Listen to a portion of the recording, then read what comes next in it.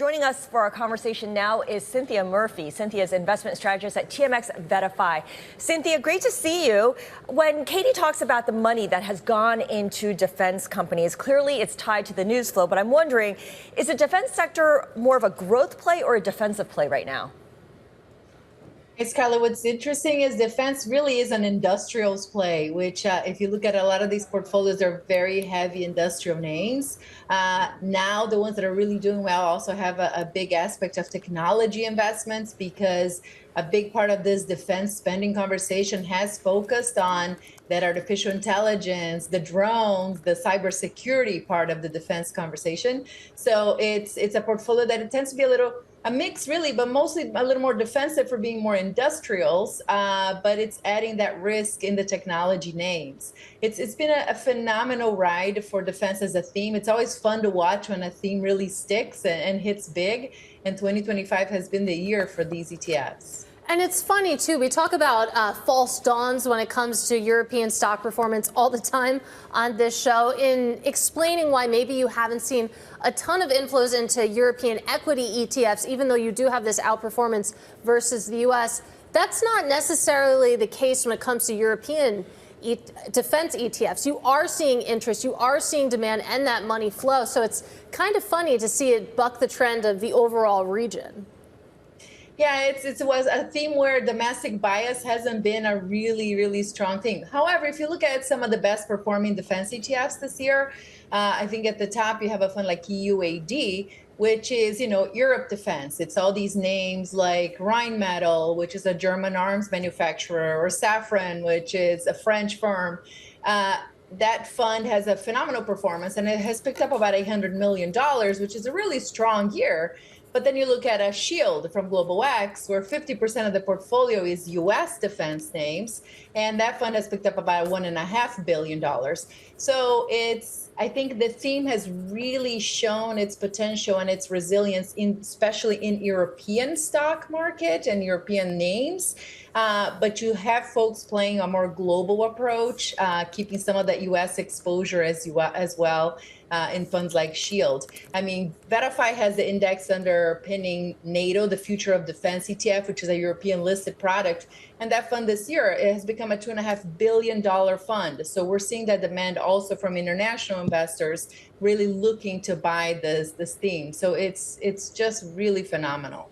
Is this theme, though, limited in terms of the number of companies that really are key players in the industry, meaning you're not going to see a lot of small companies that are in this industry the way that you would in other sectors? And I wonder if, as a result, you once you bid up a couple of these names, whether they're European or American, you're kind of done. You can't do much more than that.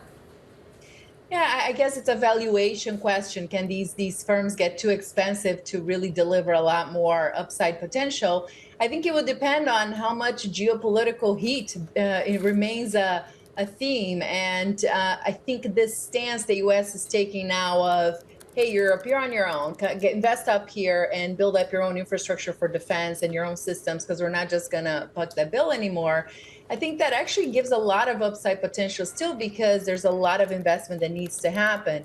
And so it would be interesting to see at what point it's a little bit could be the Mag 7 story. At what point are we overpaying for semiconductors and the big, names?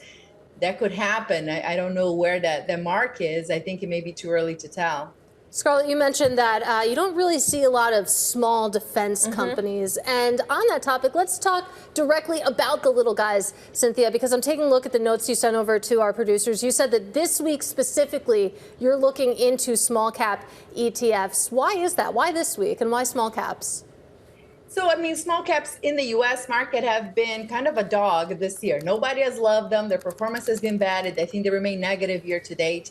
But if you look at the last couple of weeks to a last month, they have turned around in performance, and performance is positive, 4, 5, 6, 7%.